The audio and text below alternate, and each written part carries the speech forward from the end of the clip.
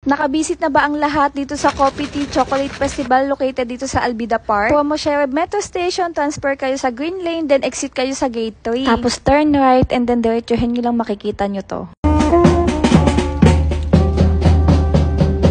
Open sila from 4 PM at 12 midnight, kaya abot na abot ka pa after ng trabaho mo. Isa nga ito sa mga event na inaabangan ko kada taon. Paano ba naman andito na lahat ng mga Filipino street foods na hinahanap mo? Yung mga paborito mong ulam at lalo na yung mga kakanin. Napadaan nga ako dito sa Filipino Hotpot kasi gusto kong itry yung matcha series ni Sir Aris. Si Tara nyo, pagod na naman. Kung na-miss nyo naman yung BTM Ihaw-Ihaw sa may Alsad Fest, andito sila ngayon. At alam nyo ba yung nagbabiral na samyang omelette at mini champurrado? Dito nyo yung matatagpuan sa Flamingo. At nakita ko nga din to si Mangkok Restaurant at na-meet ko si Chef June. At yung viral na chocolate Xiaolong Bao, syempre dito lang yan sa Sisig Corner, kaya pasyal na din kayo dito. At finally, nagkita din kami ni Haggis King. Syempre si Sir Juntik lang yan. Kasama pala niya si Sir Adrian. So yun lang muna mga kadoorbells. Thank you for watching, for the love and support.